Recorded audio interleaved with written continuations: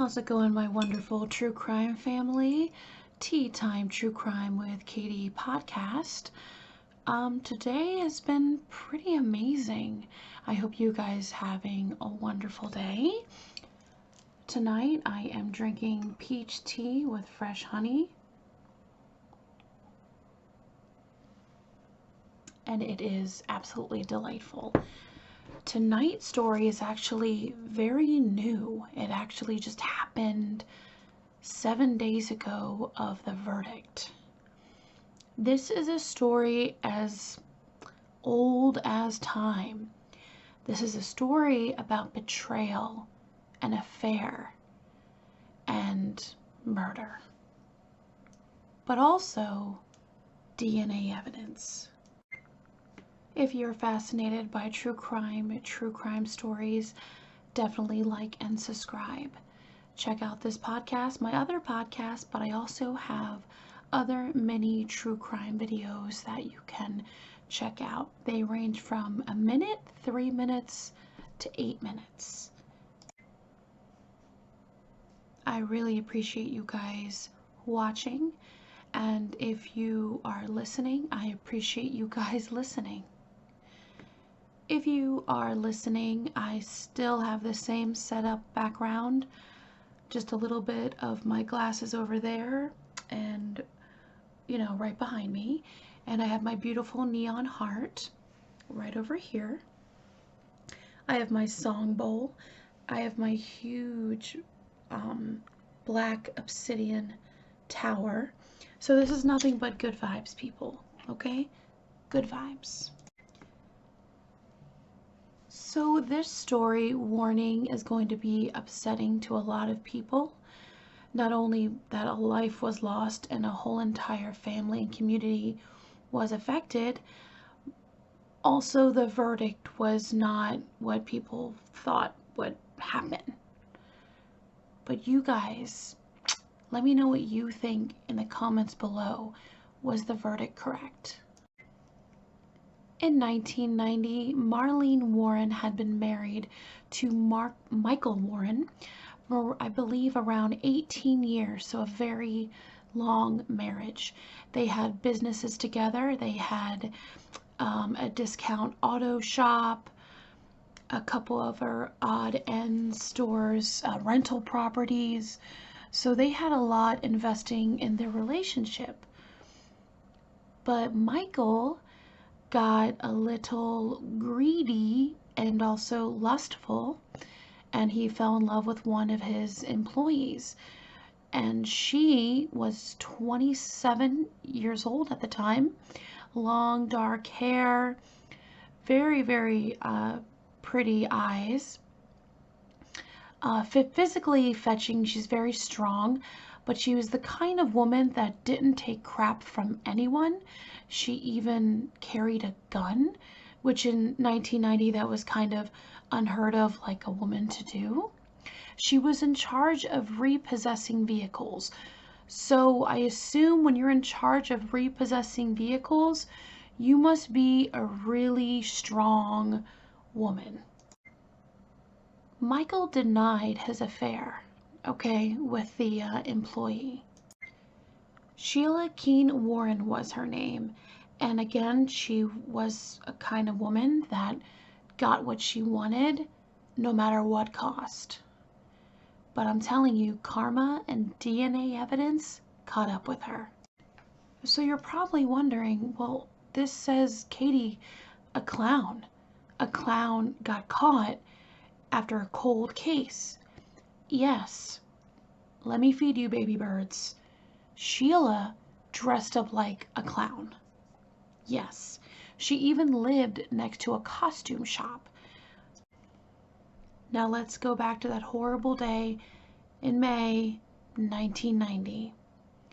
Marlene's 21-year-old son was actually with her when this incident happened. Marlene was 40 years old at the time. Out of nowhere, someone came up to her in a clown costume with like an orange wig, face painted, the rubber red nose, and was carrying balloons and flowers. One of the balloons said, "You're the greatest." Her 21-year-old looked at the clown and was like, "Wow, these are pretty, these are nice." So Marlene went to hold out to grab the flowers that were in the clown's hand, or the balloons, we're not sure what she was grabbing, but the clown was trying to say, "Here, check this out." So when Marlene grabbed one of the flowers, bam, right to her head. A .38 gun shot right in her face. I'm sorry, when I heard that, you guys, I'm like, what? A clown? I mean, this is like nightmare fuel. You're with your son, you're having a nice day, you literally have not a care in the world, and this clown comes up and you're like, "Oh wow, that's cool. Oh, what's this?" And then bam! Like, oh my gosh. Sadly, Marlene was shot point blank range in the face, and she died a few days later in the hospital. Police were scouring. Who is this person? Because the clown, after it happened, ran away and took off in like a red Chrysler. The police were looking into Michael, which they always look at the spouse when the other spouse is murdered or killed in some kind of way. So the police were asking Michael, "Are you having any marital problems?" And he's like, no, our marriage is great. It's fine. But thank goodness that his employees were like, no. He's actually having an affair with this employee that we have here, that we all work with. This is going to sound insane. Like, this is what I call like the longest plan ever. I mean, so you're thinking, right, like, well, Katie, why couldn't he get a divorce? You know, why did Marlene have to die? I'm right there with you. Marlene did not have to die, especially not in front of her son. Holy mess. That is horribly traumatizing. She did die, though, and the police were wondering who did it. Who was the clown? And in 1990, DNA wasn't the best back then. And you're probably thinking, well, Marlene passed away, so Michael went and, and he went right to Sheila. No, he didn't end up with Sheila, even though she has Michael's last name now, until 13 years later. After that crime, they went on with their lives and saw other people, or maybe had a ruse with other people. But then they ended up being together 13 years later and married. And then in 2017, we got her. We got her in Virginia. She was under a very different name. Some articles I read said she changed her name, what have you, but with the court documents, it says Sheila Keene Warren, who is in her 50s now. I feel absolutely sorry for the son, and of course Marlene, because she was married to a no dirty dog that just could not divorce her. But he couldn't divorce her because they had all this business, and her name was on a lot of the businesses. So of course he knew if there was a divorce, she would pretty much get everything. Even though we found Sheila in Virginia, okay, this crime actually happened in Palm Beach, Florida. When the cold case detectives, again, heroes, people, heroes don't wear capes. Not all heroes wear capes, whatever that terminology is. Sorry about that. Not the best. I use Katieisms a lot. So if I talk in riddles, I do apologize. That's just who I am. But on with the story. So when cold case detectives opened up the killer clown who shot Marlene in the face. They saw they had fibers, from the evidence. They went to every clown costume place to find the clown outfit. And little by little, they were collecting more evidence. But the main evidence was the fibers and the hair that was found in the vehicle.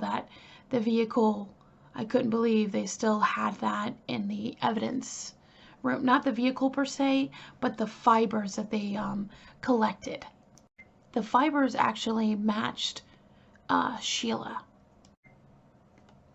It's not the strongest case though. It's really not. But there is a lot of circumstantial evidence where Sheila really wanted Michael and Marlene was in the way. So she's been on trial for like a few years now, and since with COVID and everything else like that, the trial has been so slow. There was another confession of them being a clown, but the evidence that they could say is what they saw on TV. So it's just a false confession. I also found that 13 years later, when Michael and Sheila were finally together, they moved to Tennessee and opened up a restaurant called the Purple Cow, a burger joint. And then, like I said, they ended up in Virginia. But they arrested her, and they actually wanted to convict her of first-degree murder, but they didn't think they would have such a strong case, I guess. Like I said, she was on trial for in jail for 6 years already. And the trial was just moving slow. All this stuff kept happening. And then finally, horribly, the court system does, I don't always agree, is a plea bargain. They said if you plead guilty to second-degree murder, you will get a plea deal.